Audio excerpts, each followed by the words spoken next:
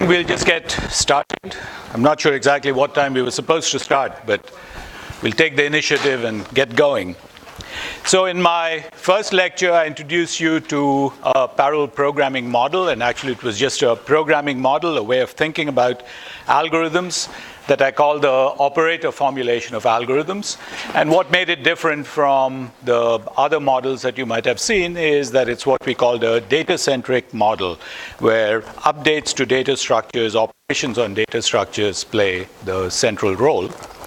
So I showed you a whole bunch of algorithms and showed you how to think about them in terms of the operator formulation.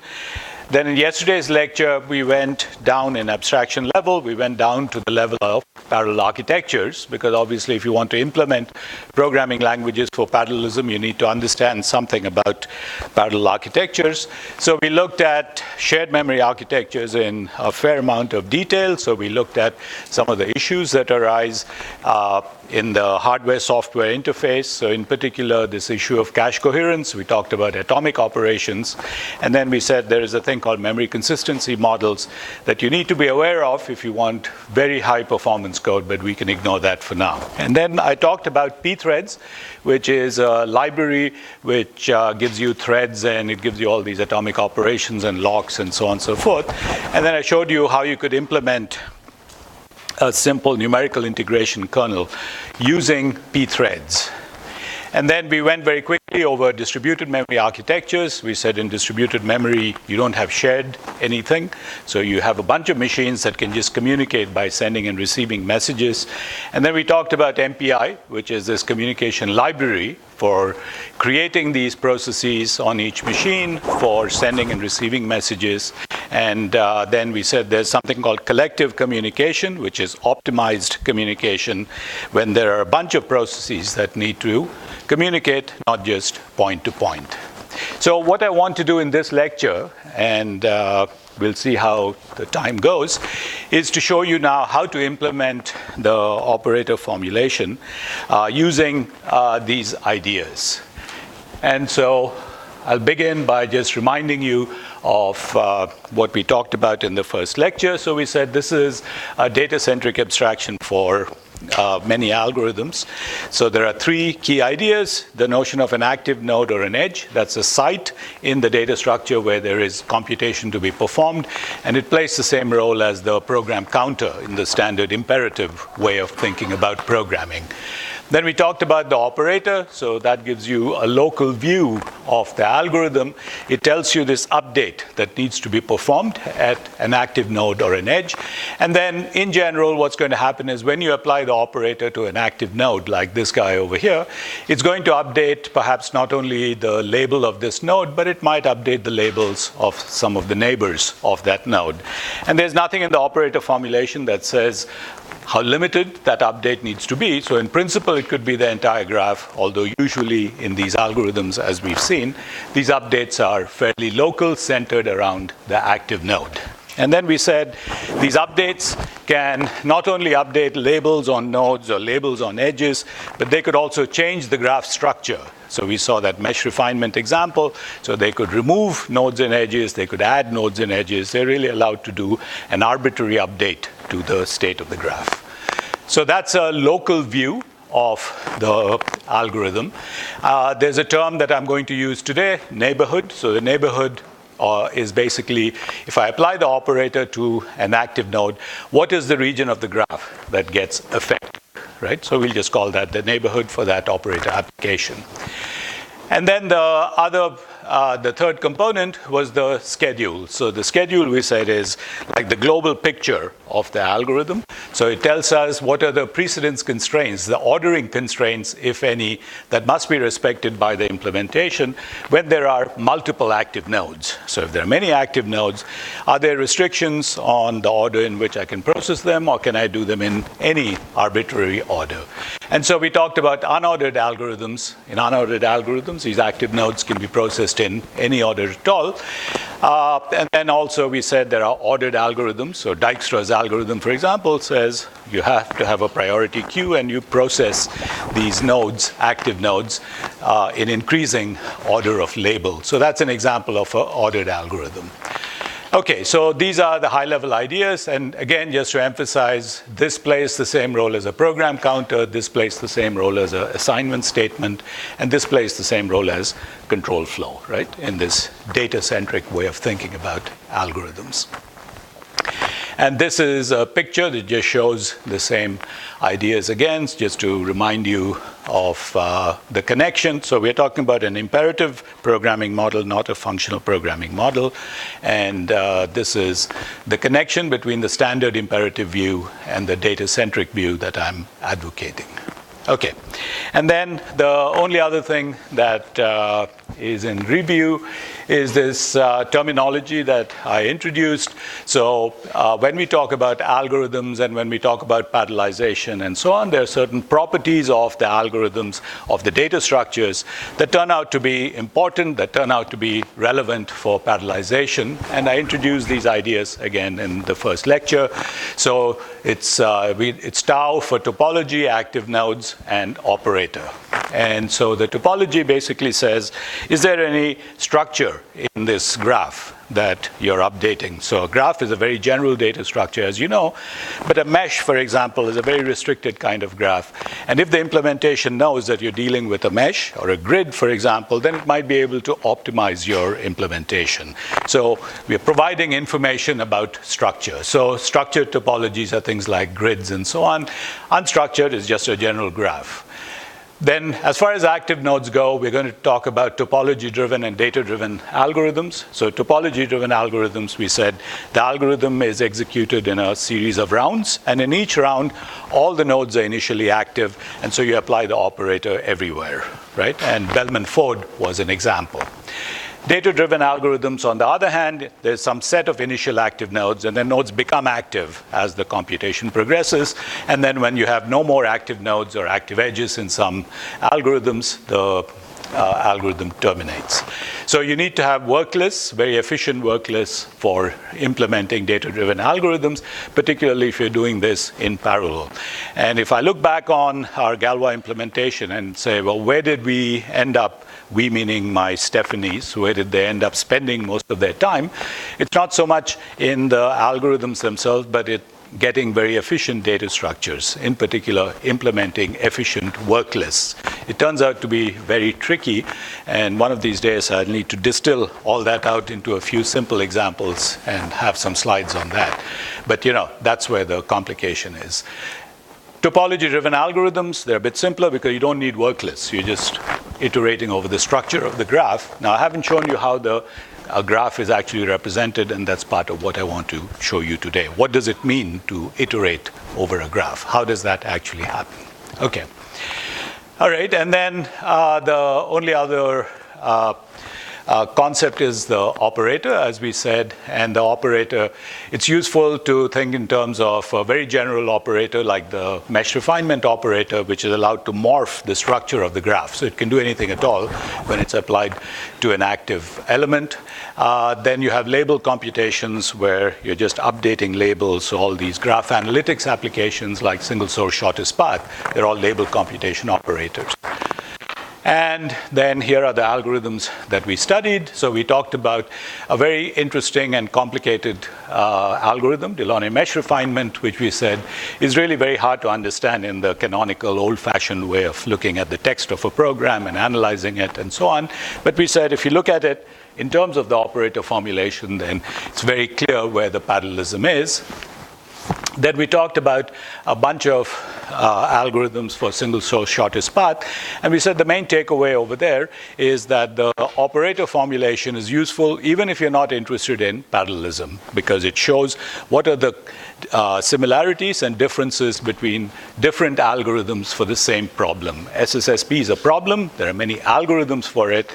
In the standard way of presenting algorithms, even in textbooks, they're just, well, okay, here's an algorithm, right? And what we realized was that if we looked closely at them, all of them use the same operator, namely the relaxation operator. It's just the schedule is different. The work lists are different for them. And so it kind of reveals the similarities and differences. And then we also looked at a machine learning application, so matrix completion using stochastic gradient descent. So this was that recommender system thing that I showed you. And then we talked briefly about stencil computations. So as you can see, really there are a whole bunch of different problem domains from which we've picked these algorithms. And these ideas are, if you have abstractions, they unify things that look very different. And we think these are useful abstractions to consider all of these kinds of algorithms. Okay, so what I want to do now is, now that you know a little bit about shared memory architectures and pthreads and so on, let's take a closer look at how you might write a pthreads program for something like Delaunay mesh refinement, right? So that's what I mean by parallelization. Essentially, you need to know what work to give the different pthreads, the threads that your pthreads program has spawned. How do you think about writing a program in pthreads for an application like this? Now, I'm not really going to write the program for you, but essentially give you a sort of a cartoon view of how you might go about writing such a program. So here's the basic idea. So what we'll do is every mutable data structure element, so for example, a node or a triangle in this case, it's going to have an ID, right? A unique ID. So in the case of nodes, you can have node labels. This is node 0, node 1, etc. Well, you can do the same thing with triangles, for example. So it's just a unique way of identifying the element that you're talking about. And then we'll also assume that every one of these elements has a mark associated with it. And the way to think about a mark is it's just a token, right? An imaginary token. It's not a data flow token. It's just something that's either available at the element or somebody has taken it. So it's just a bit. That's all we're talking about. So it's really related to spin locks as we talked about them. So there is a bit over there, 0 or 1. Available, not available, and that has to get updated atomically when you take it. Okay, so what do threads do? Well, essentially what threads do is you've got a work list of all of your bad triangles. So the first thing the work list has to do is to go get element from the work list. In our system, those data structures are given to you. There's a library of parallel data structures, so you don't need to worry about it. And we're not going to dig into the implementation of those work lists. But as I told you, you have to implement those work lists very carefully. One way to do it is, well, what's the issue? Well, you have multiple threads that are, for example, trying to get bad triangles from the work list. Some other triangle may have finished, produced a bunch of new active elements. It might be trying to add those active elements to the work list and so on. And this parallel data structure has to somehow keep track of everything that's going on without confusing things. So one simple thing to do is what? How can you ensure simplicity of adds and removes? Just have a global lock, right? So there's one lock associated with the entire data structure. Any thread that wants to get a bad triangle or add bad triangles simply contents for that lock. When it's given to it, then it goes, does whatever it wants to. So that's the critical section over there. So what you've done is you moved the entire critical section and serialized it. And that actually works out fine if the amount of work that's being done on an active element is very large. And that is, in fact, the case in operating systems and so on, which is why they can afford to have these locks and so on and so forth. Here, you can't afford to do that because the amount of work that you do for each operator is relatively small. So we're talking about roughly thousands to tens of thousands of instructions. And so you really can't afford to serialize at the data structure. So the way our data structures, work lists in this case, for example, are implemented is they're implemented in a distributed way. So you can think of them as a bunch of buckets, and for each of those chips that I showed you, each chip has some memory associated with it. So you have one bucket for each memory. So all of the cores on a given chip essentially go to that memory to get active elements. So you can see you get concurrency over there. You don't need to go across the bus in order to access the memory of a different chip in order to get elements. But if I do that, what is the drawback? Okay, very good. So priority queues are very hard to implement in a distributed way. So we take advantage of the fact that in most of these algorithms, the priorities are soft priorities. And so we allow some priority inversions to take place. But even if I don't worry about ordered algorithms and priorities and so on, let's just say it's a completely unordered algorithm. So you have a bucket, I have a bucket. The bucket contains active elements, work that has to be done. I have a bucket too. So I add, remove from my bucket, you add, remove from your bucket, what might happen that requires some action? Well, I could run out of work from my bucket. Meanwhile, you have all of these bad triangles, unfortunately, and so you're overloaded with work, and I just say, sorry, I'm done, my bucket's over, right? So obviously we have to do something about it. So the moment you implement these work lists in this distributed way, so to speak, right, in different memories and so on, you also need to do what's called load balancing. So when I start running out of work, one of my cores is going to say, oh, you know what, Guys, we're running out of work to do. Let's go and start sniffing around in the other packages to see if anybody else needs some help. And so if you need some help, if you have a lot of active elements in your bucket, what I'm going to do is I'm going to go and steal work from you. So this is called work stealing. And so this is a very old idea. So I have to implement work stealing. So you can see there is no free lunch. If there's a centralized work list, well, then you don't need all this work stealing and so on, because everybody's going to the same place to get work. On the other hand, that creates a serialization bottleneck. The way around that is to implement these work lists in this distributed way, so to speak, for each package, but then you have this load imbalance problem, and so you need to implement some kind of work stealing. Okay, the good news for you is we implement all the work stealing in the runtime system. So our Stephanies have already implemented that, so you don't need to worry about it. You just put stuff onto your work list. So the work list for you is just a single data structure that has been created when you begin the program. You just add to that work list, and then magically that will reappear wherever it needs to go in order to get load balance. Okay?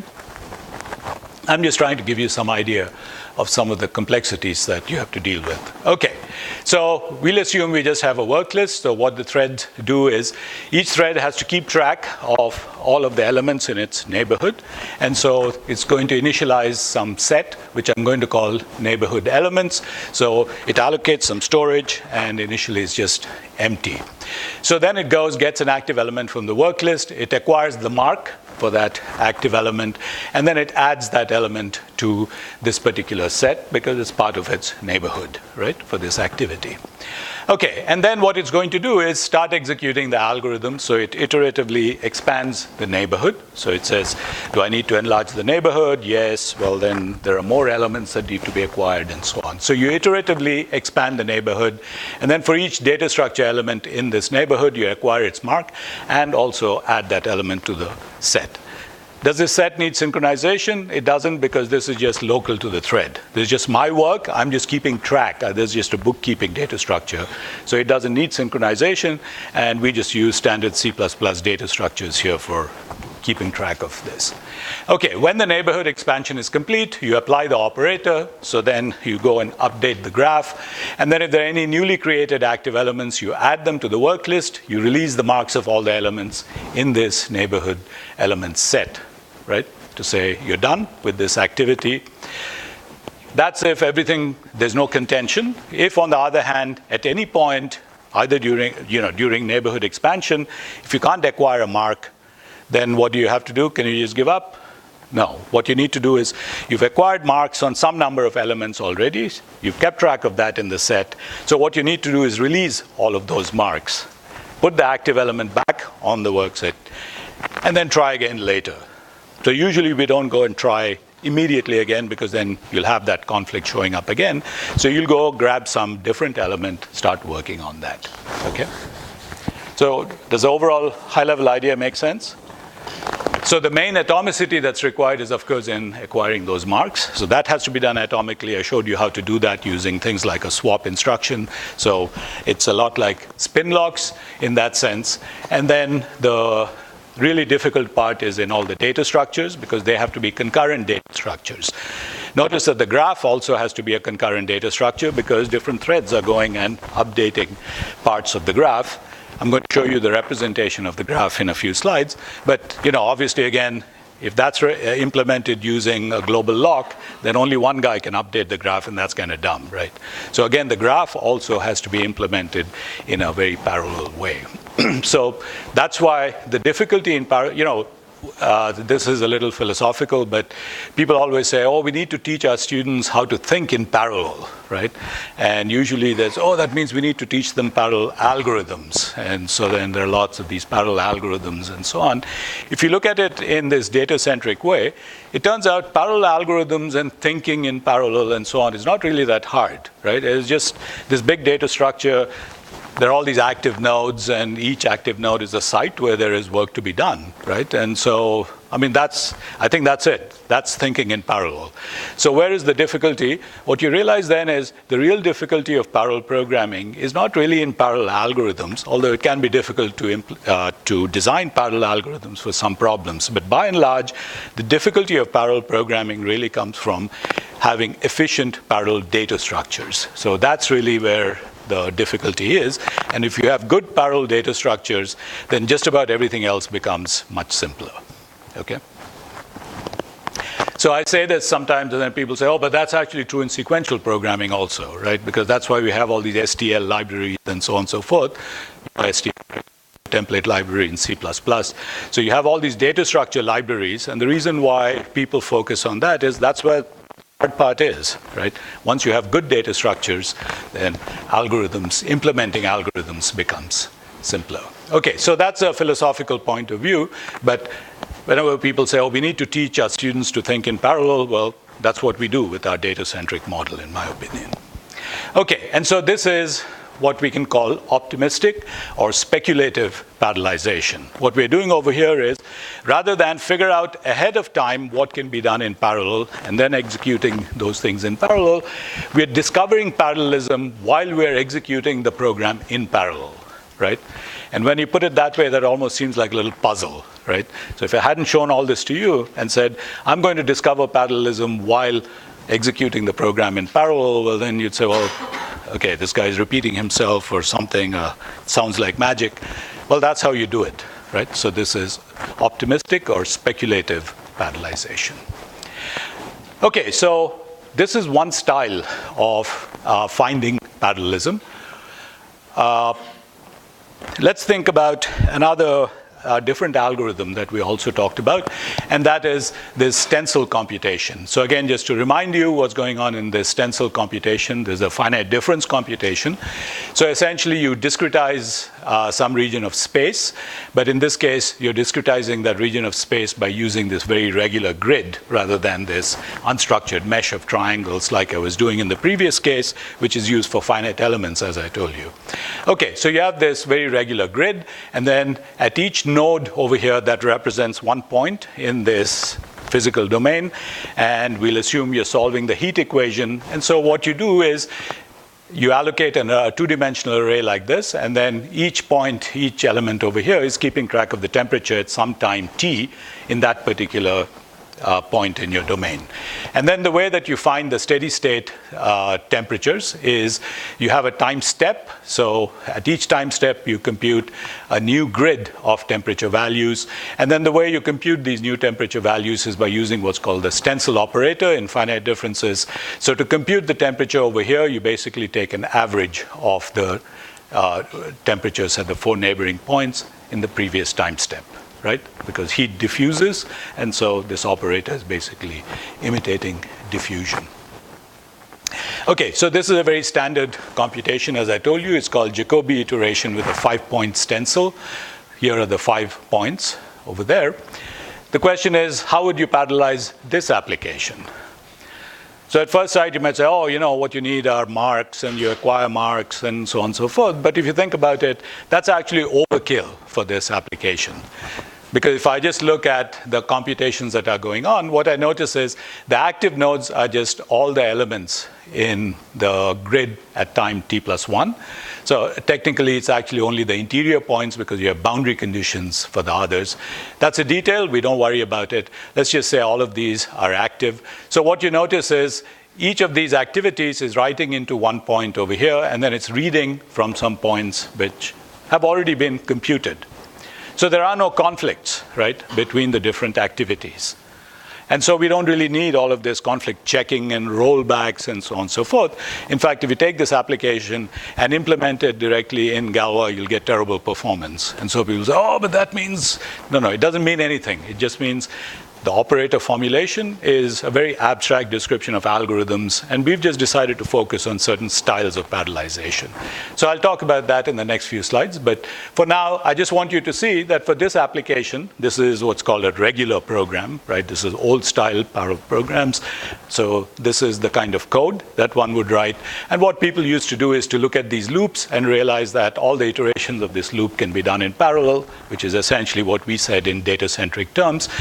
And you don't need any conflict checking or anything. Is that clear? So the key point is different algorithms really require different kinds of parallelization. I could do that optimistic, speculative parallelization for everything, but that would be a rather stupid thing to do because you're not exploiting structure in the algorithm and the data structures. Okay, so how would you write a pthreads program for this? Yes? So, is in the Delaunay Yes?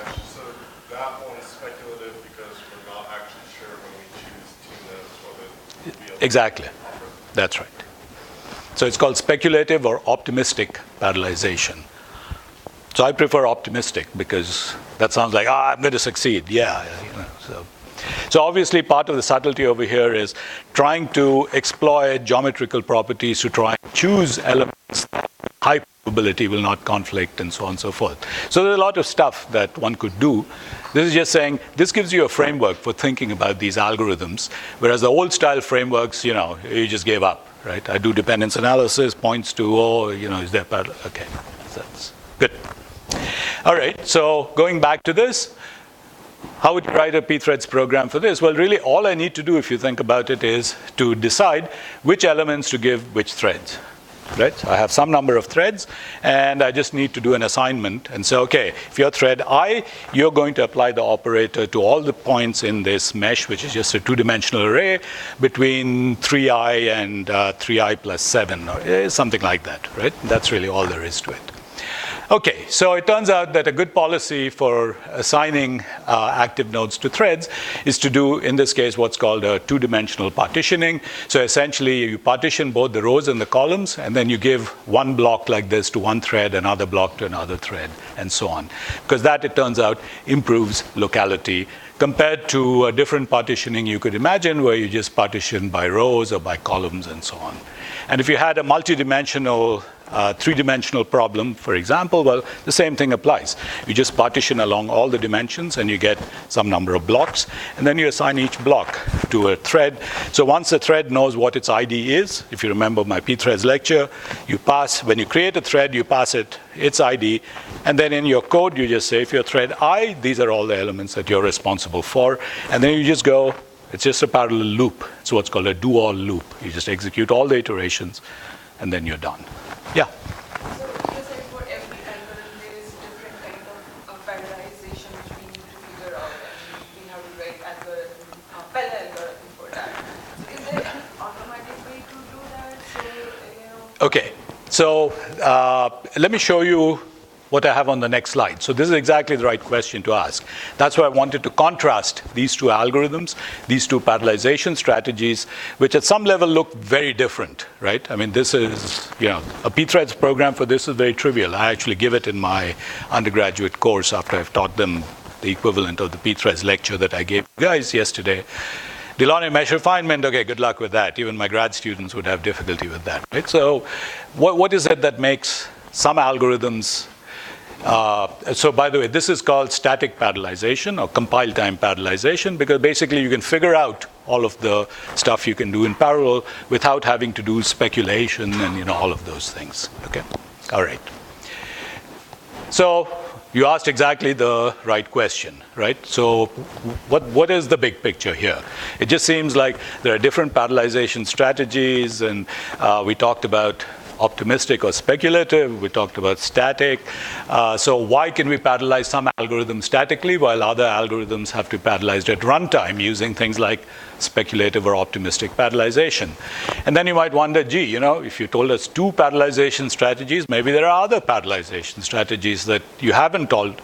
Are there such things? So what's the big picture? This is basically my view of that big picture. So if you step back, I'm going to use a concept that's called binding time, right? And are you guys familiar with the notion of binding time in programming languages? So if you haven't seen it, it sounds like a fancy term, but it basically just says, I need to take some decision, right? I need to make some inference, whatever it is. When do I have the information that I need in order to make that inference or make that decision? Right? And that's really all that binding time is. So what does time mean over there? Well, for example, let's take a look at type checking, right? So you know that in some languages like Java and ML, you can do static type checking. What does that mean? It's probably there on the slide. But yeah, at compile time. I give you the text of the program. You can determine whether the program is type safe or not, right? And you know, this morning we just heard about types. Okay, yeah, so those are very fancy dependent types. But even in Java and ML and so on, you know, you can do static type checking. The information that you need to certify that the program is type correct is there in the program. I don't need the input to the program. I also don't need to know values that are computed at runtime in order to certify this program as being type safe, right? There is a small exception in the case of Java. You do have to do something at runtime, which is, okay, you guys are all Haskell guys anyway, so, sorry? Yeah, but that's not part of the type in Java. Downcasting, right? So if you think about downcasting, that actually has to be checked at runtime, right? There is, okay, downcasting, yeah. That's a detail, that's just a little puzzle. Okay, and then there are other languages like MATLAB and Python and so on, where, as you know, if you've used those languages, the type checking is all done at runtime. I look at the text of the program, I can't certify. I don't have the information that I need in order to certify a program as being type safe. And these guys don't really care. Well, it's just we'll check types at runtime, right? So in these cases, in these languages, you do dynamic type checking. So you look at the types of the objects, and before you apply an operation to an object, you check that it's all compatible, right? Okay, and then as you might imagine, there's a whole lot of, you know, in the old days, there was a lot of controversy about, well, should you do static type checking or dynamic type checking? And so it's the usual, you know, people who like type checking always say, oh, but you should catch bugs as early as possible in the program development point rather than waiting till the program is running in order to tell people about some of these bugs. But then the dynamic types guys say, you know what? Making users write all these types and so on is too onerous. We just want to get going. We'll worry about types when the program is running and so on. I think now people have just gotten exhausted and they're just different schools and they just do whatever the hell they want to, right? Okay, so this is an example of binding time, right? This is binding time for type checking. When do I have the information I need in order to certify a program as being type safe, right? That's the point. Okay, and as you might imagine, there were similar discussions about parallelization also that used to happen. So there were people who, the classical way of doing things was static parallelization because we were all coming from the dense matrix vector world where, well, all the active nodes, et cetera, everything is known statically. So, you know, people believed in static parallelization. And there were a few people who liked speculative or optimistic parallelization. And then these other guys would say, but that has a lot of overhead. And, but you can't do these. Okay, so the same sort of debates used to take place. So my own position is, well, it all depends on the algorithm that you have. And so here are the 4 kinds of parallelization that actually we do in parallel programming. I'm not aware of any others, okay? And it's all about binding time. So let's first take a look at binding time and then look at the parallelization strategy. So the first question is, what are we talking about? What information do we need for parallelization? In the case of type checking, it's all the types of the variables and so on and so forth. As far as parallelization goes, it's basically a question of when do I know the active nodes and the neighborhoods? If I give you all the active nodes and I give you all the neighborhoods, well, you're done, right? You know what can be done in parallel. If the neighborhoods overlap, you can't do them in parallel. If they're disjoint, you can do them in parallel. Okay, so that's the information that I'm looking for. And the point is, this information is available at compile time in things like stencil codes, right? I look at the text of that program that I showed you with those arrays and for loops and so on and so forth. You can analyze that and immediately say, there are no conflicts. Over here, it's a topology-driven algorithm. It's a regular grid. I'm reading from old, updating the new, et cetera, et cetera. So you can infer that there are no conflicts, and so you can just do static parallelization. The same thing is true for all of these classical numerical things, and this is why people started with static parallelization, because as I told you, for a long time, it was only the numerical type people who were worrying about parallelism. So FFTs, if you know what that is, dense linear algebra, so all of these sort of classical numerical stuff, all of them are amenable to static parallelization, because if you look at the algorithm, you know the active nodes and neighborhoods statically, right? I don't need to know what the temperature values are at this particular point in order to say that it's safe to do all these activities, right? That make sense? It's a question of the information that you need. What is the information? What are the active nodes? What are the neighborhoods? That's what I need to know. And if I have that information, then I can write my pthreads program. That's the basic idea. Okay, so for algorithms in which you know the active nodes and neighborhoods statically, well, those are amenable to this kind of compile time parallelization. At the other extreme, you have some very complicated algorithms where you know active nodes and neighborhoods only after the algorithm has finished execution. So this is where it sounds magical. It's like, well, but how can I do anything in parallel if I, okay, well, that's where speculative execution comes in. I just start trying things, and if they work, I'm good. Otherwise, I roll back and I try something else, and I just keep going and fumbling around, and gee, it actually works, and works well. Does that make sense? So you know the active nodes and neighborhoods only after the algorithm is actually finished, right? And Delaunay mesh refinement is a good example of that, right? Okay. Now, it turns out that if you look back in the literature, there is a classic algorithm for discrete event simulation, which is called time warp, right? And time warp, warp space and so on, you can go back in time and so on. It turns out it's basically a speculative algorithm, optimistic parallelization algorithm for discrete event simulation. So if you look at it our way, this weird algorithm that was proposed more than 30 years ago by somebody, and was just a sort of, well, it's a weird algorithm, weird parallelization, we don't quite know, it just fits right in there. I really need to fix this. Okay. So it just fits there, right? So in these cases, these very complicated algorithms, you know active nodes and neighborhoods only after the program has finished execution. And then it turns out there are actually two other points where you can do parallelization. You can figure out what can be done in parallel. That's true. Actually, that's a good point. So if you're unfortunate enough to have an algorithm like that, then this might be the only thing that you can do. So you can still do things in parallel. But for most applications, that's not really the case. Okay? The thing that I'm ignoring is the size of the problem. So even in a stencil code, strictly speaking, to know all the active nodes, I need to know the size of the problem. It's an n by n grid. Okay, but I'm saying between friends, we don't really care. It doesn't matter what n is, right? I just know that all these active nodes can be done in parallel. So that's the kind of issue that we have to, at the next level down of discussion, we have to go and say exactly what do I need to know in order to do the parallelization. But just to get off ground, think if I know the active nodes, I know the neighborhoods, that's what I'm looking for, okay? All right, so here is something a little strange. So in some algorithms, it turns out you can do the parallelization after the input has been given, but before you actually execute anything, right?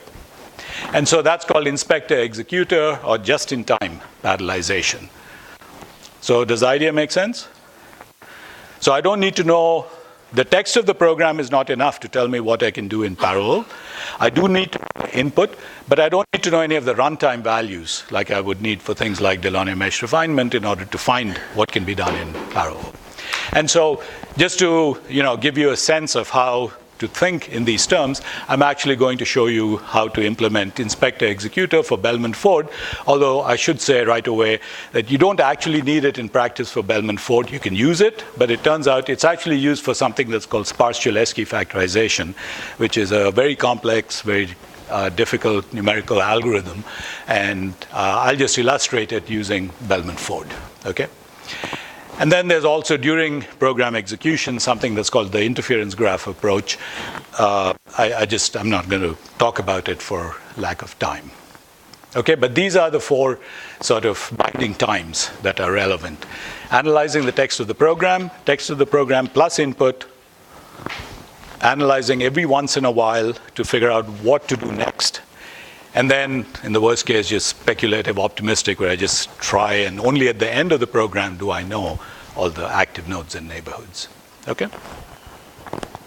And if you want to read about this, we published a paper back in 2011. It was called The Tao of Parallelism and Algorithms, and we discuss a whole lot of algorithms and how to think in these terms. Okay, so what I want to do is to spend a little bit of time on Inspector-Executor, not because it's a particularly important thing. Static parallelization and speculative parallelization, those are the two most important. But as I said, I want to give you a sense for how to think in these kinds of terms. So let's take a look at what this Inspector-Executor thing is about. So first, what is this parallelization strategy? So as I said, you can figure out what can be done in parallel. You can give work to your pthreads program after the input has been given to you, but before the algorithm is actually executed. And one way to think about it is it's useful for topology-driven algorithms on graphs, because in a topology-driven algorithm, you're going to make many rounds of computation, and in each round, you're going to visit all of the nodes in the graph and do some work. So once I give you the graph, right, I know the operator because that comes from the algorithm. So basically then you can analyze that input graph, figure out all of the activities that are going to be done because it's a topology-driven algorithm. And then if you could figure out what can be done safely in parallel without speculation, well, okay, I have to invest a certain amount of time in doing this parallelization up front. But if I'm going to make many rounds, hopefully the cost of that investment will be amortized by the efficiency that I gain from not having to do all of these marks and et cetera, while I'm actually executing the algorithm. The basic idea clear? Okay, I'll show you an example and then you'll see it's quite straightforward. So here's the basic idea. Once that graph has been given to me, the input graph, what I'm going to do is I'm going to determine the neighborhoods at each node. I'm going to build something that's called an interference graph, which is pretty much what you might think it means. And then I'm going to use something called graph coloring in order to find sets of nodes that can be processed in parallel without synchronization. Have you guys heard of graph coloring? You know what graph coloring is? Okay, good. All right. So as I said, the classic example of this is really sparse Cholesky factorization. And about 10 years ago, I spent many months trying to understand sparse Cholesky factorization. Because anytime if you want the big picture, you have to start with a whole lot of examples, right? And a lot of the work I've done over the years is basically looking at all these examples. What the hell is the big picture? At this point, I can explain it on 2 or 3 slides. And so I don't know what that says. Either this wasn't that hard a problem. Well, no, but nobody else saw this anyway. So, yeah, it is a hard problem, but the whole point of doing research is to take complicated problems, distill them down to some simple things that you can then pass on to the next generation of students and say, okay, your starting point is here, now go further, right? What we usually do in papers is, of course, we take simple problems, make them sound difficult, and then it's like, oh, well, what a wonderful paper, right? Yeah. Okay, cynicism. All right. So let's take a look at Bellman-Ford, and I'm not going to spend too much time on the algorithm since it's SSSP and it uses the relaxation operator. But let's take this particular graph, which was the example that I used in order to illustrate SSSP algorithms. So this is the graph over here. And so what I do at runtime, before I do any computation, but after the graph has been given to me, I say, I'm going to make many sweeps over the nodes of this graph. So what I'm going to do is, I'm going to plan implementation of parallelism. So here's what I do. I look at A and I look at the neighbors of A, so those are B and C. So I know when I apply the relaxation operator here, it's going to read from A and it's going to update the labels on B and C. So I know the neighborhood, and I put that in blue over here, A, B, and C. Now, a more subtle way of computing the neighborhood is to say, keep track of the reads and writes differently, because it's actually okay if multiple activities are just reading from the same node. We'll just keep it simple. So between friends, we'll just say neighborhood is ABC. And if there's any other any other active node that has an overlapping neighborhood, well, then I obviously can't do it in parallel. That's the basic idea. Okay, and then I do the same thing for B. So when I apply the operator to B, I'm going to read from B. I'm going to update A and D, right? And so its neighborhood is going to be BAD. This is CAD. This guy is big because it's going to update all of those potentially, and so on. So given the graph, given the operator, I can figure out the neighborhoods for every operator application. And now what I do is I build this interference graph. And even though I've labeled these nodes A, B, and C, and so on, really this is a node in the graph. This is a different graph where this node represents the work I'm going to do at A, the operator application at A.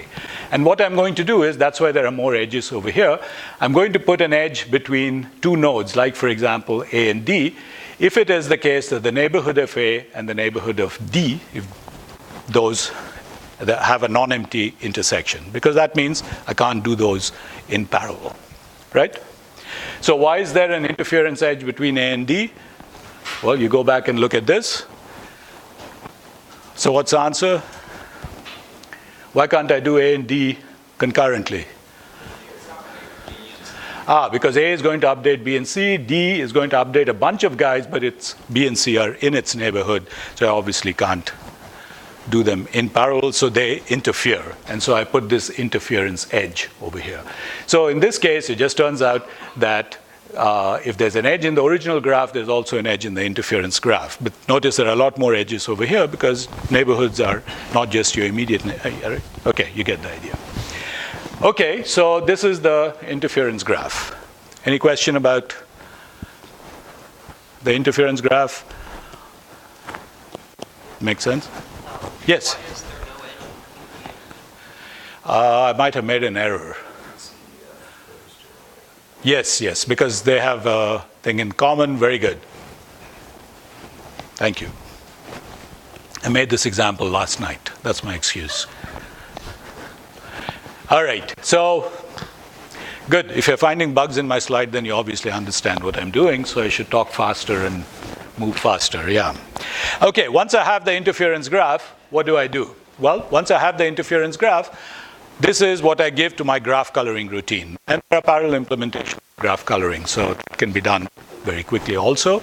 So what is graph coloring?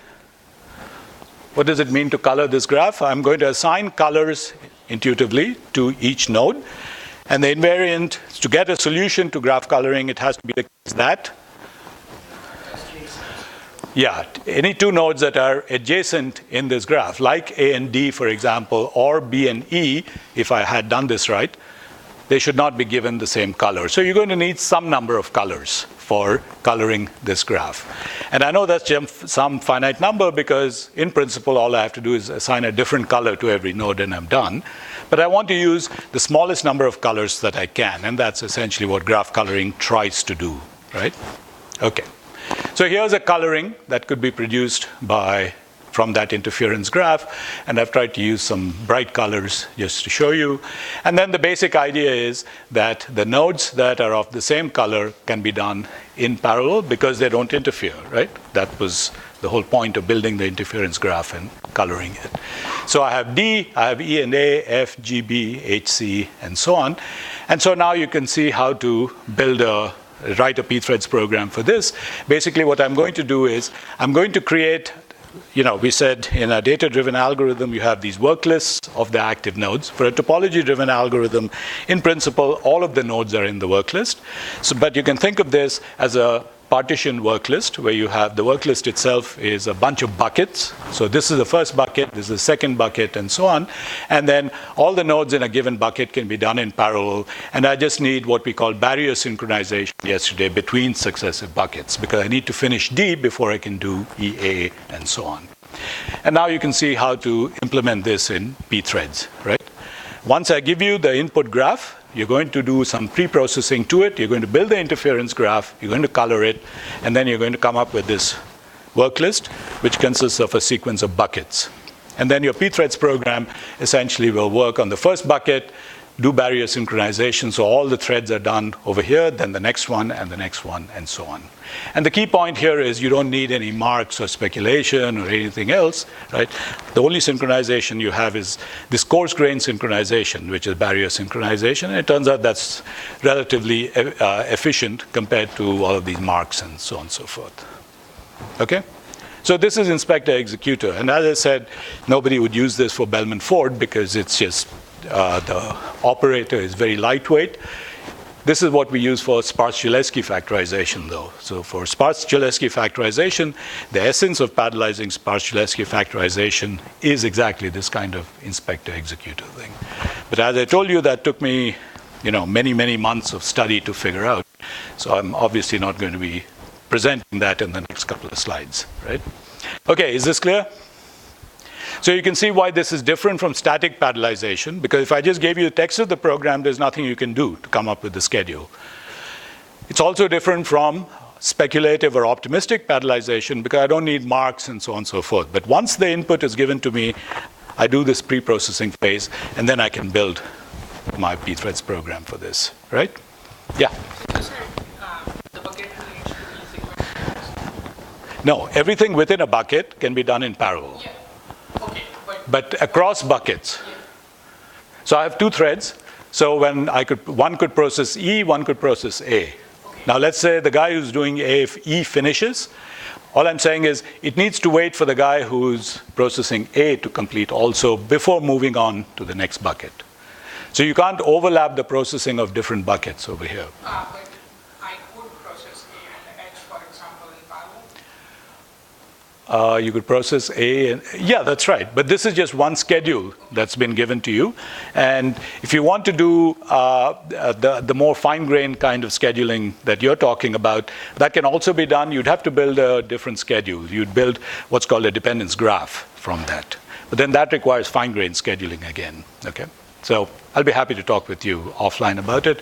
But here, I'm just illustrating one way of just avoiding fine-grained scheduling altogether and just doing everything using barrier synchronization, right? And so this is Inspector-Executor. Any questions? Yeah? You seem to provide better that works for this problem. So work stealing is actually orthogonal to all of this, right?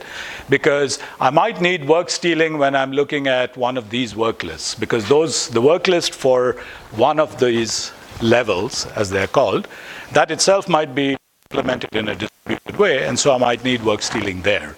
So work stealing is just orthogonal to this particular issue. Work stealing is just trying to balance work between the different nodes. What this is trying to do is to say, how can I figure out what is safe to do in parallel? And in the worst case, I have to do speculative execution and just try. And the atomicity of the operator implementations ensures ultimately things will all work out.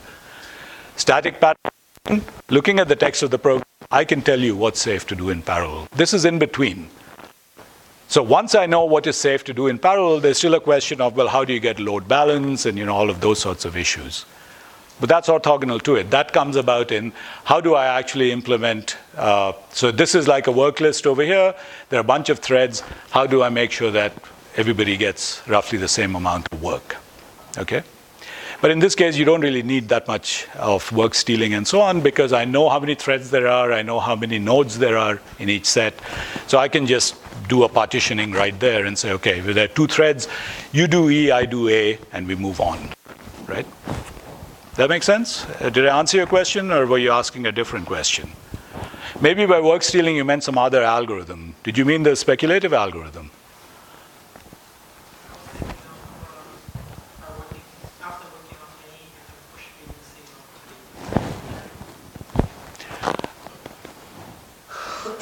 Yeah, but in that case, you're going to need fine-grained synchronization again, right?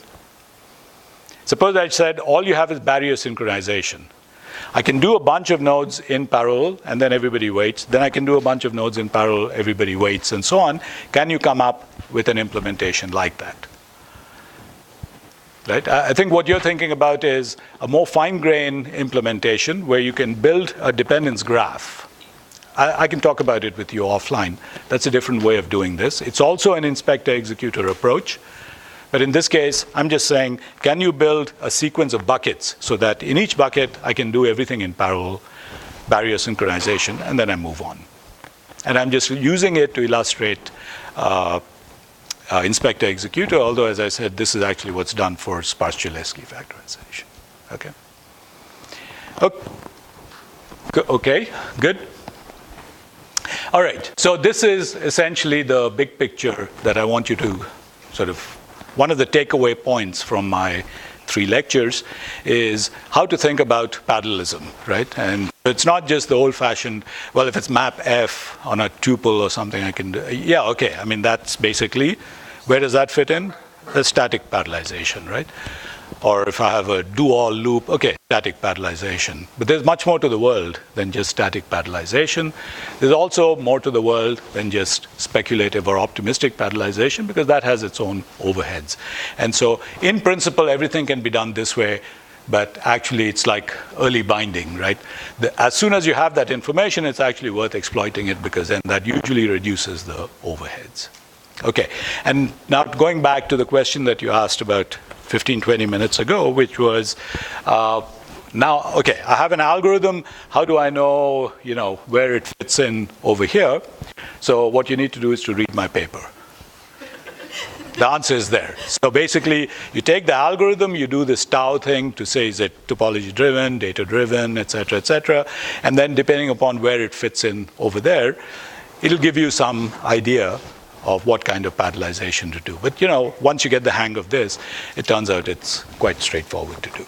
Okay, but it's all about binding time. When do I know the active nodes and neighborhoods? Yeah. So is the inspector-executor basically informs the next level of parallelism? No, it's just a different strategy, right? Each of these. So, for example, for stencil codes, there's no information being forwarded down or anything like that. It's just one way of writing a pthreads program without any locks or anything of that sort, right? There are no marks, nothing. It's just one way of writing the program where I just have a bunch of loops whose iterations I can do in parallel, and then I'm done, right? And that's because all of the information I need to parallelize the program is available in the text of the program. So it's not, okay, so maybe this arrow is misleading because it looks like there's information going down, but really the arrow is for the binding time. This is early binding, this is late binding, further and further down in the execution of the program. That's what the arrow is supposed to represent. But really these are just different ways of exploiting parallelism, different implementations. So the interference graph, Yeah. in the during program execution, that's different than the one that we create. Yeah, that's right. It turns out what you do in the interference graph approach is you essentially do exactly what I showed you, except that you do it repeatedly during execution. So you look at your work list, that tells you a whole bunch of active nodes. You build an interference graph for that. Color it, that gives you a bunch of things you can do in parallel, and then you do those in parallel. Put any newly created active nodes on the work list, and then you repeat this whole process. So the way to think about this interference graph approach is basically you're just repeatedly doing what I showed you for Inspector-Executor. You do it once, and then because based rounds, right, you're going to do the same thing in every round. Just do it once and for all after the input has been given to you. Okay. Okay, so there's obviously a lot to talk about, but we also have to have lunch. So let me move on unless there are... Yes, Arvind.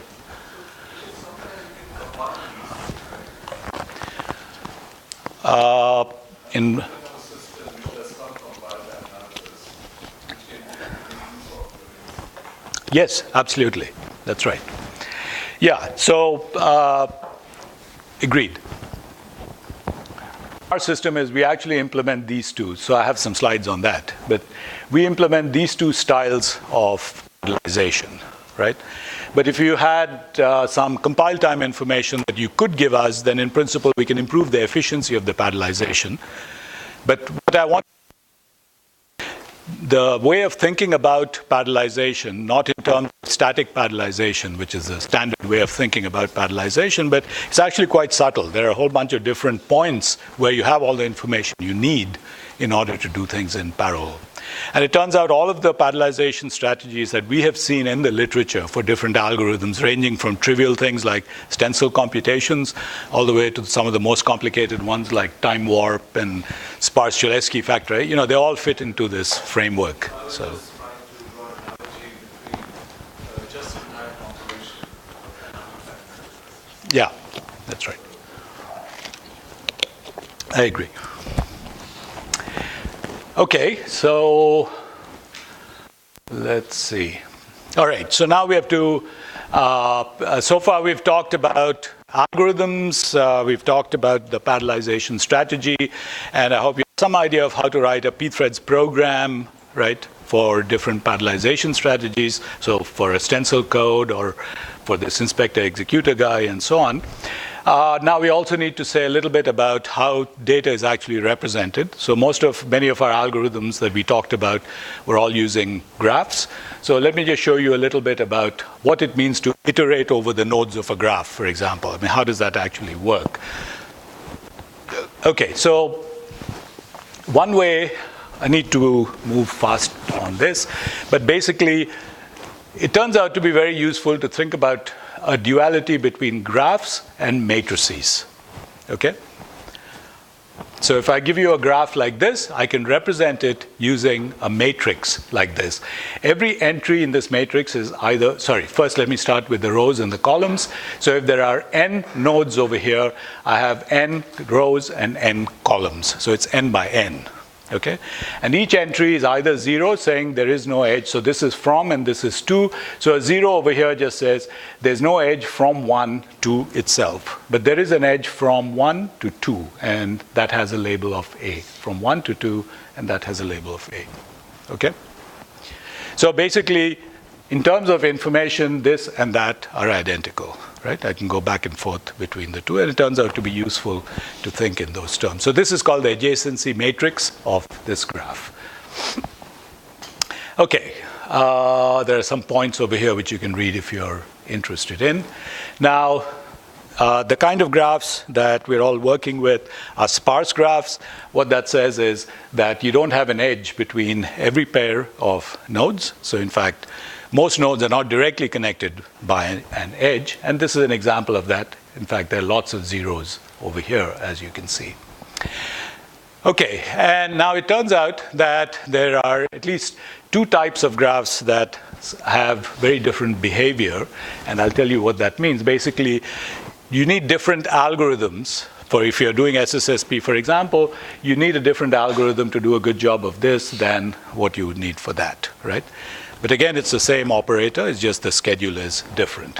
Okay, so the kind of graphs that we're all familiar with are these uniform degree graphs. And basically what that says is most nodes have roughly the same number of edges connected to them. So a finite element, that finite difference grid that I showed you is an example of a uniform degree graph, because every node or almost all nodes have how many edges connected to them?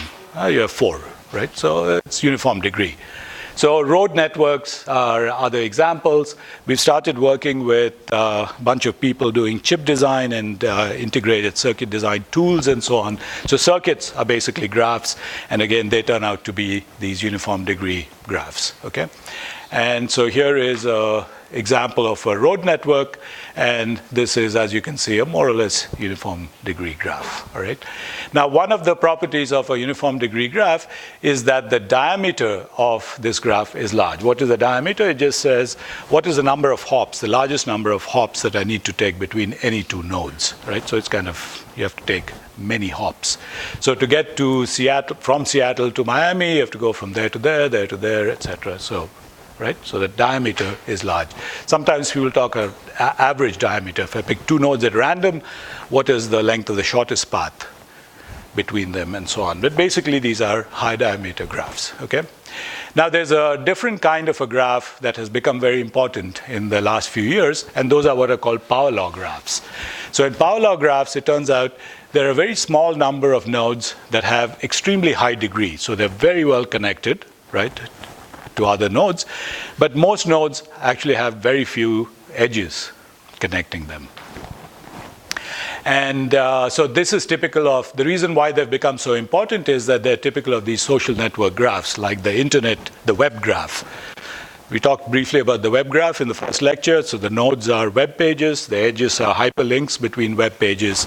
When you do a Google query or a Bing query, well, in their server, they're basically mining that web graph, right? And so basically the fact that the web graph is a power law graph says there are some web pages that lots and lots of people either point to, or it has lots of links, right, to other nodes.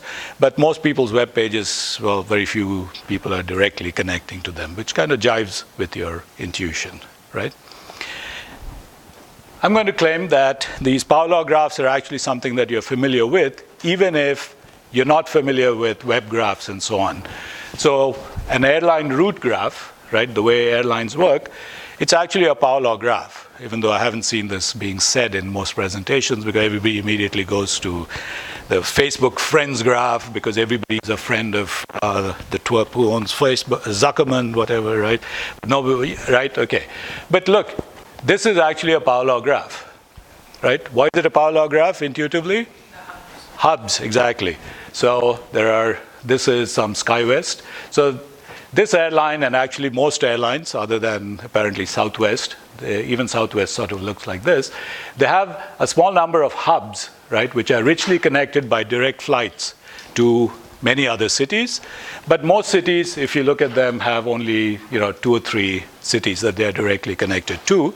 On the other hand, the average diameter of this graph is quite small, right? So regardless of where you live, well, how many flights do you usually have to take if you're traveling on just about any airline to get to wherever you want to? So let's say that you live in, okay, Austin, unfortunately, is not a hub. So yeah, let's say you live in Austin, where I live, and you want to come to Eugene, which is not even there on the map. All right. Okay, there's Eugene right there. Okay, so I want to get to Eugene from Austin. How many flights do you think you usually have to take? 2? Okay, 1 to LA and then 1 to? To Eugene, okay. Okay, so 2, 3, right? Usually it's 3, right, in the worst case. And that's because if I live nowhere and I want to go to some other city that's also nowhere, what do? I go from nowhere to somewhere, somewhere to somewhere, and then somewhere to nowhere, right? That's essentially what I do. That's 3. That's the way this whole hub and spoke system has been set up, so that if you fly hub to hub, then from there they're just to the cities from which you're coming or to which you're going. So that's kind of interesting, because what it says is, even though most cities are actually connected only to a very small number of cities, it's still the case that it's not a high diameter network where you have to go through 100 flights in order to get to Eugene, because then nobody would fly, right? So the trick is, once you hit one of these high degree nodes, then it's richly connected, and so you immediately traverse the network with one hop, right? That's the intuition you should have. And it turns out that the web graph and the Facebook friends graph, what's the Facebook friends graph? What are the nodes? It's Facebook users, and you have a bunch of friends, those are your edges, right? So it turns out all of them have this kind of structure, the Twitter graph. Right, if you follow people on Twitter, again, it turns out there's some people that lots and lots of people follow, right? Like who? Who? Who? Kylie Jenner. Kylie Jenner. Kim Kardashian. Oh, Kim Kardashian's sister. All right. I'm showing my, yeah, right, all right. Elon Musk, or, people like that are obviously high degree nodes, but then most people on Twitter, okay, same idea, right? So these are social degree graphs. And it turns out, interestingly enough, even though this has a somewhat more complicated structure, very simple algorithms work very well, for this. And that's because information is propagated very quickly through this graph. So things like breadth-first search and so on, you can use some very naive algorithms for this, and this work quite well. Okay? Anyway, those are all details. Okay, so keep that in mind. And now let's get to the representation of these graphs. So here is a very simple directed graph. This is the matrix view of the graph. Now, what is the simplest way to represent either this matrix or this graph? Well, think in terms of what's called coordinate storage. In coordinate storage, essentially what I do is I take each non-zero entry in this matrix, and then I just represent its row and column position. Right? So another way of saying this is each entry over here, each column over here represents one edge. And what I'm saying is this edge is going from 1 to 2 and it has a weight of 16. This edge is going from 3 to 2 and it has a weight of 4. So 3 to 2 and it has a weight of 4. So this information over here gives you all the information that this has, which has all the information this has. Nobody ever builds this because obviously you have all those zeros, and if you think about how big all these graphs are, and I'll give you some numbers in a minute, you'd never build this dense representation of it. We always represent using a representation like this. Actually, we use compressed sparse row. That's become the standard nowadays. But to get to this, first think in terms of coordinate storage. So does that make sense? Coordinate storage, we're just saying every column in this represents one edge, and you're just keeping track of from, to, and the weight of the edge. That's all. Okay, and so the way that this is actually implemented, you allocate 3 vectors. How big is this vector? Number of edges, right? Number of edges, and then you look up for any given entry. So if I have edge 7, I go there and I know from, to, and so this is called coordinate storage, and this is a standard way of representing graphs or sparse matrices. Actually, this is more than 40 years old in the sparse matrix literature. Now, it turns out that for many applications, you do what's called a sparse matrix vector multiplication, and I don't have the time to go into details of how that. It's basically a little computation on the graph, but it turns out a useful way to represent this is in a more compact form. So this is called compressed sparse row. So in compressed sparse, in coordinate storage, these non-zero entries, there's no order. They could be just scrambled, right, in the non-zero entries from here. In compressed sparse row, what you do is you represent the non-zeros sort of row by row. So if you imagine scanning this from left to right, row by row, you get 16, 13, 12, 4, 14, so 16, 13, 10, 12, right? So you can see the non-zeros are just, you're storing them row by row. And then what I'm doing is, for each non-zero entry, I'm also keeping track of the column where they are. So that's this particular guy here. So this is in column 2, this is in column 3, and so on. So since I'm storing the entries in a given row adjacent to each other, all I need to do is I just need to keep track of where each row starts. So that's called the row pointer. So it just says that the first row begins over here, the second row begins there. So if I just need all the elements, the non-zero elements in the first row, it's all the elements between this and this, namely 2 and 3. So it's just a more compact way of representing the same information. That make sense? Okay. So in other words, I can think about this graph abstractly in terms of this dense matrix, which you would never build. But I would use a representation like this. And compressed sparse column is exactly the same thing, except that I'm just compressing along the columns. So we always use compressed sparse row, and almost everybody else does that too. And so this is the actual representation within the program. So if you're writing a pthreads program, I gave you a graph, well, you would use a representation like that. So this is what would be allocated in those memories. Okay. Now, what I've not shown you over here are the labels on the nodes. If you're doing SSSP or something like that, you know that you're applying the relaxation operator to the labels on the nodes. So how would I represent the labels? What would I do? I just allocate a vector of size n, and then, okay, that's trivial. So I just haven't shown you that, but there would be another. So this is the size of these guys is the number of edges, and then I would have another vector over here that just kept track of the labels. And now you can see how to implement algorithms on this data structure. Are we good? Okay.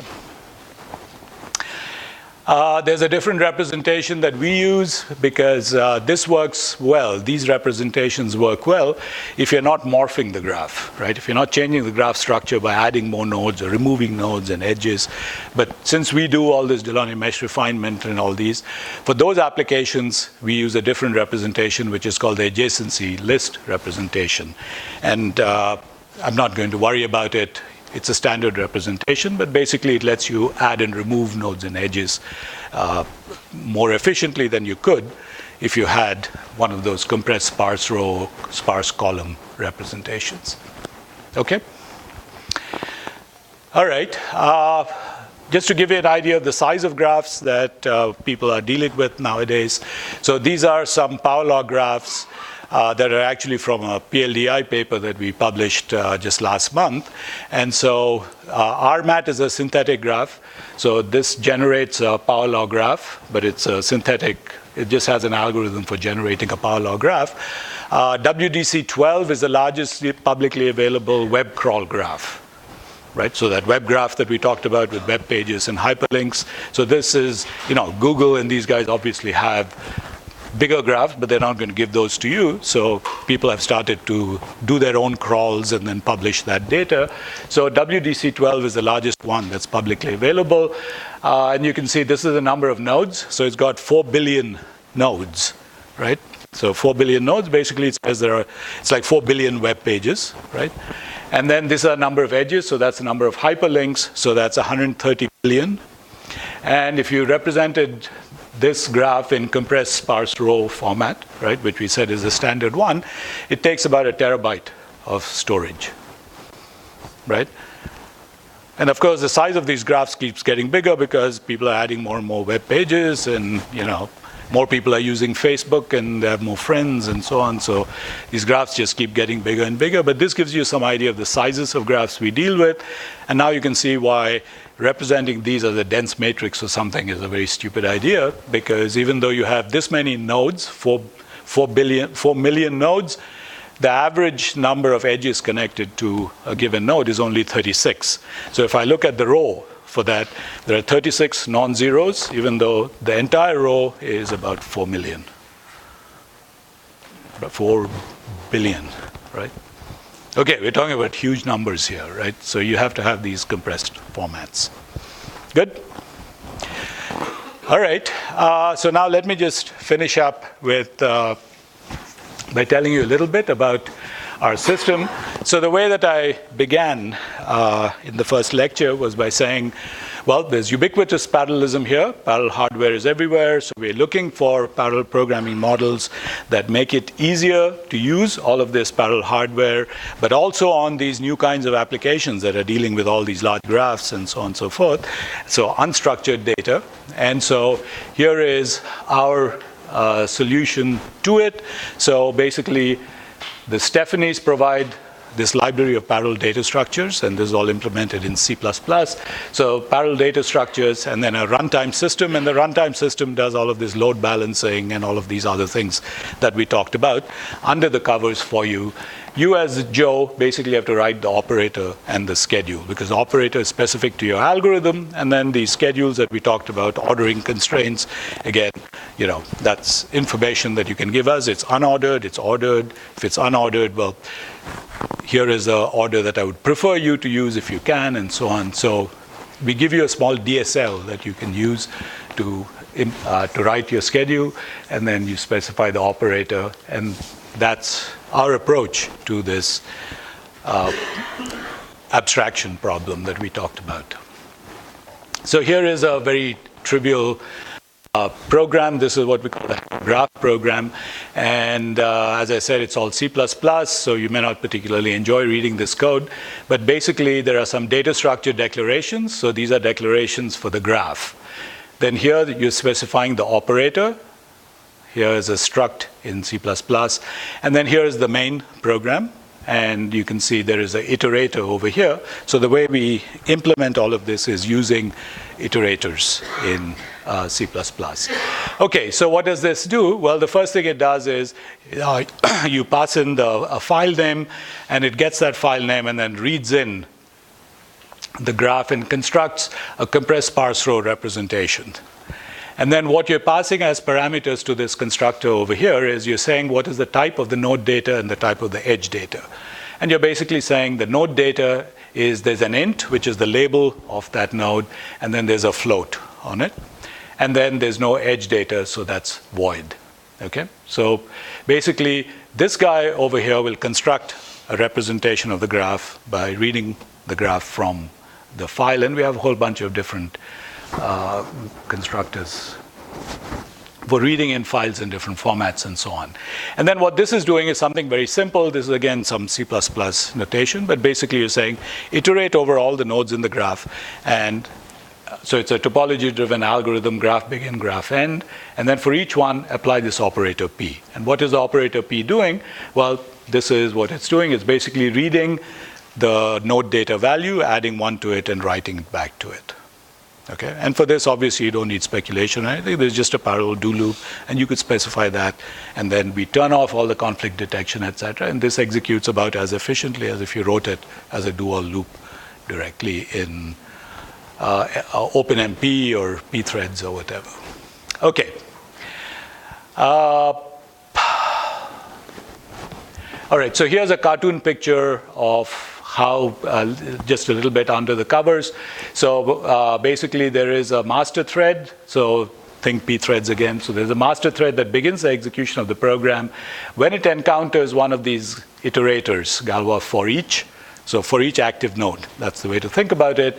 It says, okay, this is a pattern here that says parallelism, right? And so what it does is it creates a bunch, actually we just create all these threads ahead of time, but basically there are a bunch of threads. And what you do is, since you say for each node in this set, right? So then basically each thread goes, grabs active node, starts working on that active node, and then all of the acquisition of marks and so on and so forth is all done automatically for you because we provide these data structure libraries for you, and you have to use one of our data structures. So there's a graph data structure like the one that I showed you, LCCSR. So if there's any acquiring of marks and so on that has to be done, that's done underneath the covers because you have to go through our API. So you have to say, give me the neighbors of this node. Well, before those neighbors are returned to you by that API call, we acquire all the marks for you, and we just keep track of that within the data structure library, right? And then we also give you some ways of creating your own data structures that are compatible with this execution model if you wanted to do that. And since I've spent a fair amount of time talking about different parallelization strategies, I can just say we implement optimistic and also these interference graphs. So we're not trying to do finite differences, right? A whole community of people who's been looking at finite differences for 40 years. Could we do finite differences while living within this model? Absolutely. I mean, I showed you how to think about it. But it's just there's no particular point in doing it because that's not where you can make a difference, so to speak, right? Okay. And if you're interested, let me see if this works. So we have a website where you can go download Galois. Okay. This may not work. Oh, okay. There goes my second demo. What can I say? So, sorry? Okay, I'm not going to do that in the -2 minutes that I have. So with a few performance numbers from some of the people who've used Galois. So these are, this particular graph is a little dated. It's from a study that was done at Intel about 4 years ago, and it appeared in Sigmod. What they did was they took a bunch of these graph frameworks. So, and then native just means code directly in pthreads or in a higher level notation, which is called OpenMP that I mentioned briefly, that's developed at Intel. So that's native, and then there are a bunch of other things. Giraffe is from Facebook. So it uses MapReduce, so it has a lot of disk I/O. So we just put it there because at that time, well, actually, this is not our paper. This was Intel's paper, so they put it there. All right, their problem. So there, this is Giraffe.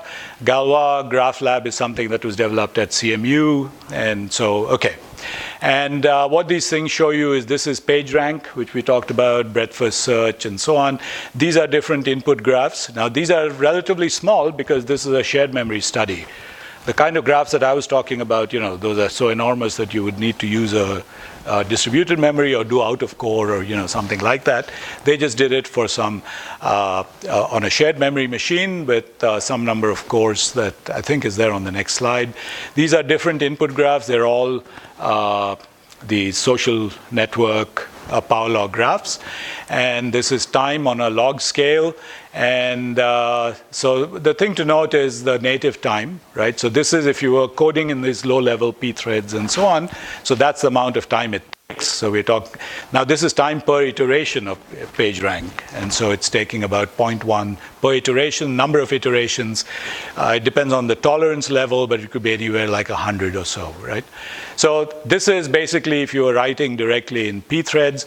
This extreme line over here is Galois, and so you can see, well, we have some overheads, but it's reasonable.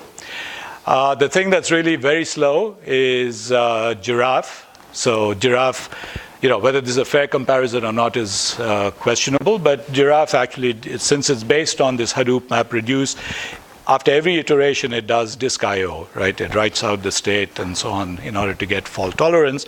So I don't know, it's not my study, so whatever it is, but giraffes have long necks, and so yeah, it's a long neck over there, factors of 100 or so difference, and then all the others are somewhere in between. Okay, so this is a study from Intel, and as I said, this was 4 years ago, and things have moved on since then. So there are now literally about 100 or 150 different graph frameworks. It's become a very popular thing to be doing, and we're all there in the mix somewhere. Okay. On the other hand, we're not just restricted to these graph analytics applications like PageRank and so on.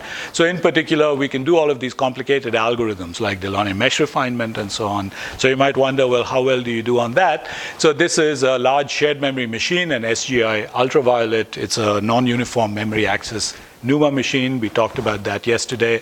This is the number of cores. This is scaling.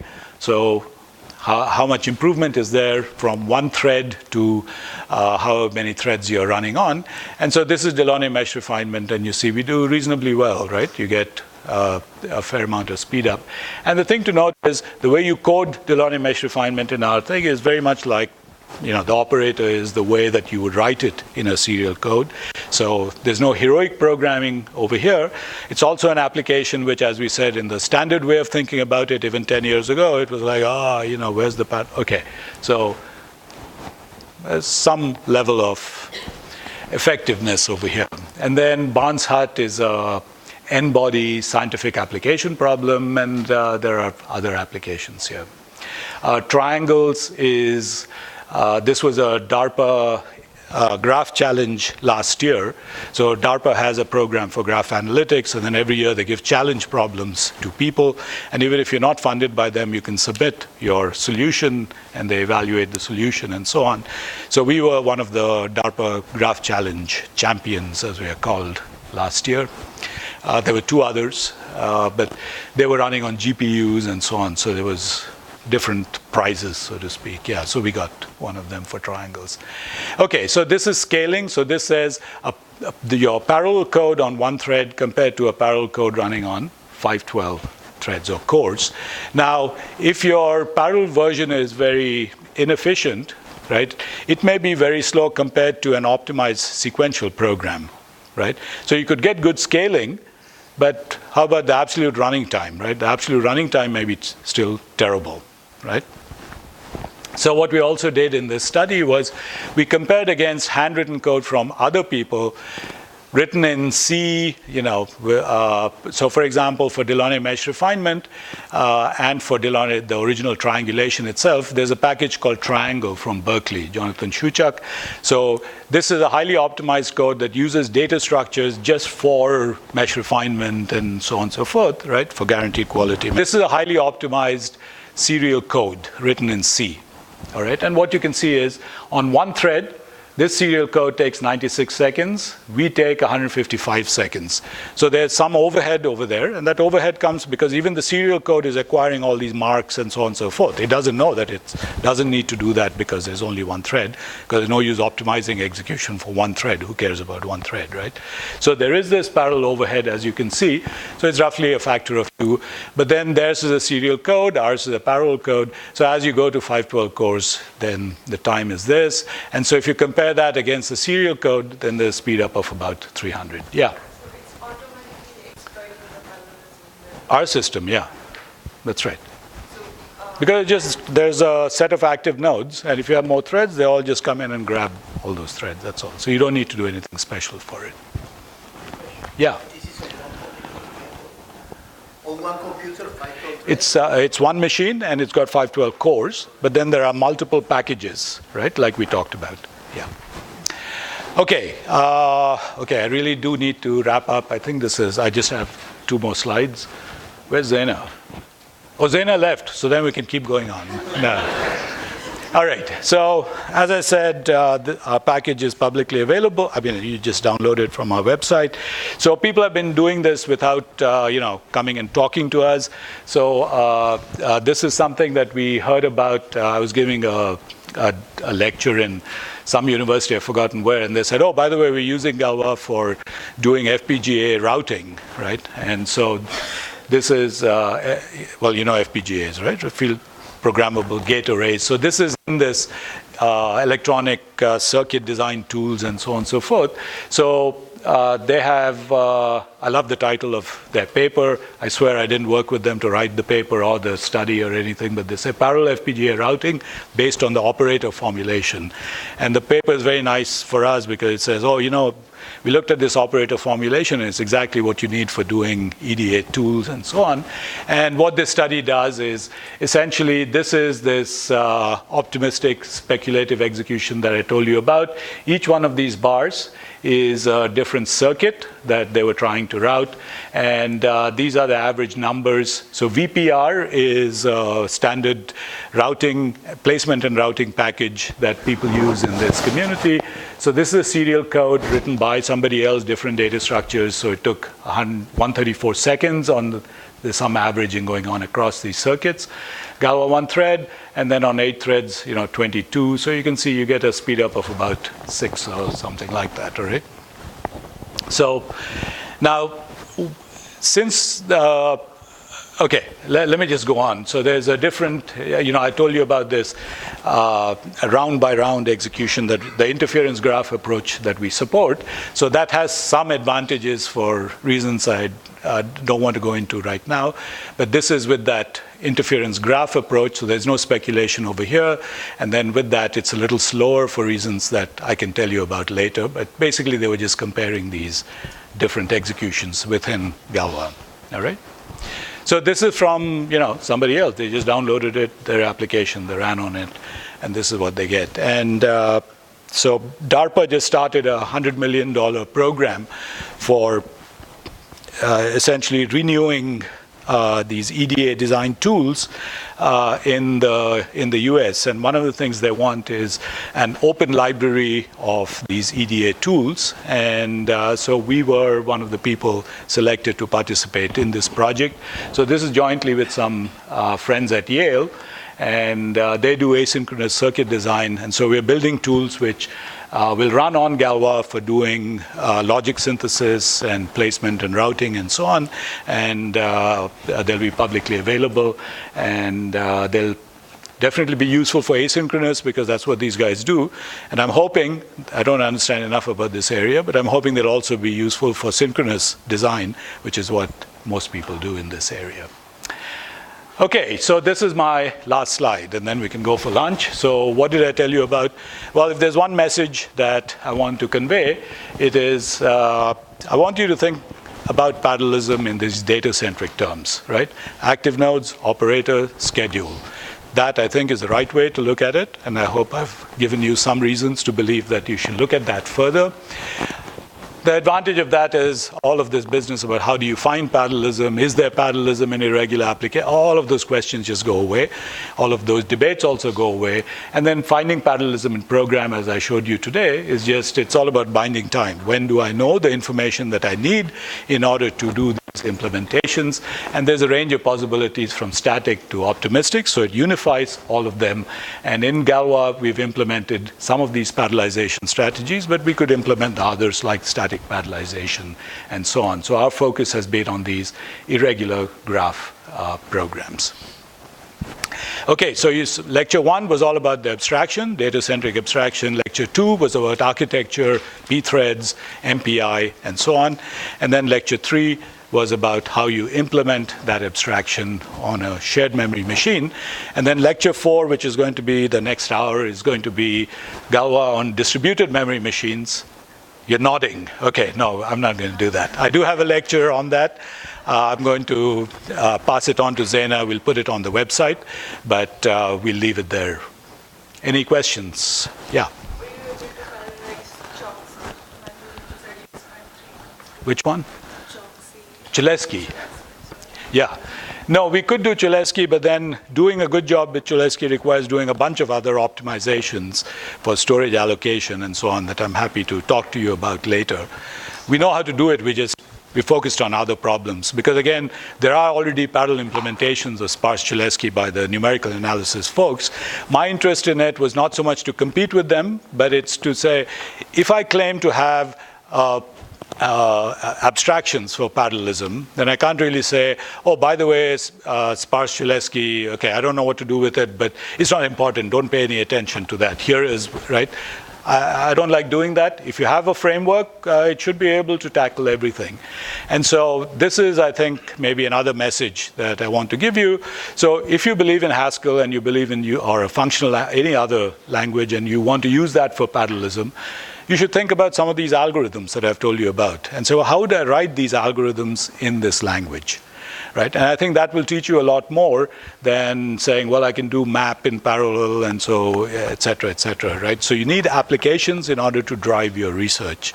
And so this was one of the applications that drove our research. Delaunay mesh refinement was a major one. And it all came out of working with applications people. So I've spent years working with finite element people who were doing fracture mechanics. And when we first started working with them, it took about half an hour, not half an hour, it took about half a year for us to understand each other. I wish it was half an hour, right? But, you know, we would talk in terms of p-threads and locks and so on and so forth. And then they would say, well, but we're doing multifrontal methods. And we say, well, what is that? And I said, well, why don't you go home and read it and then come back, right? So it took half a year to understand each other.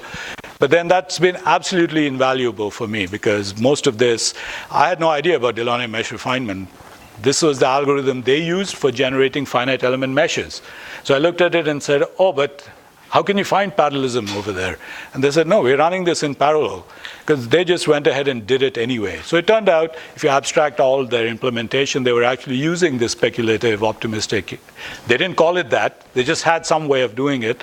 So what you needed to do was to dig through their code and say, oh, you know what? Even though I can't do points to and shape analysis, there is a way of extracting this parallelism. So that's what led to this work. And so if there's one message that I want to give you, it is that work with applications people. That's absolutely invaluable. It'll drive your work, and it's extremely important. Thank you so much.